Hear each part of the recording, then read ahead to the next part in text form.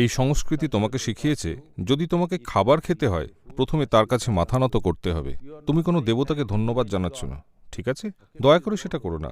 যদি নিতান্তই কাউকে ধন্যবাদ দিতেই চাও, বেচারা চাষিকে দাও যে কিনা তার তৈরি ফসল না খেয়ে তোমাকে দিচ্ছে। আমরা কোনো দেবতাকে ধন্যবাদ দিচ্ছি না, উপরের দিকে তাকিয়ে রোজকার খাবারের জন্য ধন্যবাদ বলছি না। আমরা শুধু খাবারের কাছে নত হচ্ছি, কারণ আমরা জানি যে খাবারকে তুমি যে চোখে দেখবে সেটা তোমার মধ্যে সেই অনুযায়ী আচরণ করবে। আজকাল প্রচুর গবেষণায় দেখা যাচ্ছে যে এই ধরো জল, এর মধ্যে রয়েছে প্রভূত স্মৃতিশক্তি। আমি যদি বিশেষভাবে এর দিকে কিছুক্ষণ তাকিয়ে থাকি, এর আণবিক গঠন পাল্টে যাবে। রাসায়নিক গঠন নয়, আণবিক গঠন পাল্টে যাবে। এটা অন্যরকম আচরণ করবে। এটা নিয়ে বহু পরীক্ষা নিরীক্ষার পর ইদানিং তারা সিদ্ধান্তে উপনীত হয়েছে যে যাকে বলে জলের অন্তর্বিস্ফোরণ। তোমরা হয়তো কেউ কেউ সেটা অনুভবও করেছো। ধরো তুমি একটা ঝর্ণায় গেছো আর প্রচণ্ড বেগে সেখানে জল পড়ছে। যদি তুমি জলটা স্পর্শ করো, দেখবে এটা রেশমের মতো মনে হবে। কখনো খেয়াল করেছো এটা? যদিও 2 মাইল নিচে নেমে যাওয়ার পর ওটা স্পর্শ করলে অনুভূতিটা আর ওরকম হবে না। একমাত্র ওখানেই ওটা রেশমের মতো বোধ হবে, কারণ জলের নিজের অন্তর্বিস্ফোরণ। এখন তারা অন্তর্বিস্ফোরণকারী যন্ত্র বানিয়েছে। জলের অন্তর্বিস্ফোরণ করে সেই জল তুমি তোমার গাছকে খাওয়াতেও পারো। মাত্র 10% জলসেচন করে তুমি একই ফল পাবে, কেবলমাত্র জলের অন্তর্বিস্ফোরণ হয়েছে বলে। এসব অন্তর্বিস্ফোরণকারী যন্ত্র বানানো হচ্ছে ইউকেতে।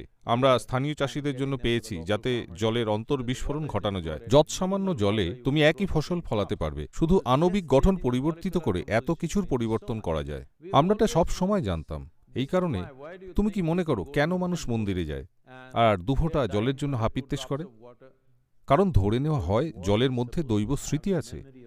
মনে করা হয় দেবতার সঙ্গে সংযোগ আছে, আর অনুমান করা হয় এর স্মৃতি আছে। তুমি এটা গ্রহণ করলে তা কাজ করবে। এই সম্পূর্ণ বিজ্ঞানটা সঠিকভাবে পরিচালিত হয়ে এসেছে, কিন্তু আজকাল আমরা জানি না কিভাবে বেশিরভাগ জায়গায় এটা আছে। কিন্তু এর সাথে অন্যরকম ব্যবহার করে এর কাজ করার ধরনটিকে বদলে দেওয়ার সম্ভাবনা সবসময় রয়েই গেছে। জল পান করার আগে শুধু জলের কাছে নত হও। একে পণ্য হিসেবে দেখো না। এটা পণ্য নয়, এটা জীবন গঠনের উপাদান। এটা তোমার মা, বাবা, তোমার সন্তান, যে কোনো ব্যক্তির চেয়ে সবচেয়ে গুরুত্বপূর্ণ, তাই নয় কি? এই পাত্রে এই মুহূর্তে কি আছে দয়া করে আমাকে বলো। আমি চাই তোমরা সেটা শোনো। হ্যাঁ, কারণ যদি তুমি একদিনের জন্য জল না খাও, তুমি আর কাউকে চাইবে না। তুমি শুধু এটাকেই চাইবে। না না, আমরা সত্যিকারের জিনিসের কথা বলছি। তো 5টি উপাদান, যদি তুমি এগুলো সঠিকভাবে পরিচালনা করতে শেখো, সাধারণ জিনিস, যে মাটিতে তুমি হাঁটছো, যে বাতাসে তুমি শ্বাস নিচ্ছ, যে জল পান করছো, যে খাবার খাচ্ছ, আর আকাশ, দিনে 3 বার সচেতনভাবে শুধু হাত জোর করো এসব জিনিসের জন্য। এগুলি হলো জীবন তৈরির উপাদান। তোমার জীবন এসব জিনিস থেকেই তৈরি। একটু অন্যভাবে ওগুলোকে গ্রহণ করো। তুমি দেখবে তোমার স্বাস্থ্য, তোমার ভালো থাকার অনুভূতি, তোমার স্থিতি, সবকিছুরই অনেক উন্নতি হবে। যদি তুমি ভূতশুদ্ধির সঠিক অনুশীলন করতে চাও, দয়া করে এসো। আমাদের ভূতশুদ্ধির বিশদ পদ্ধতি আছে।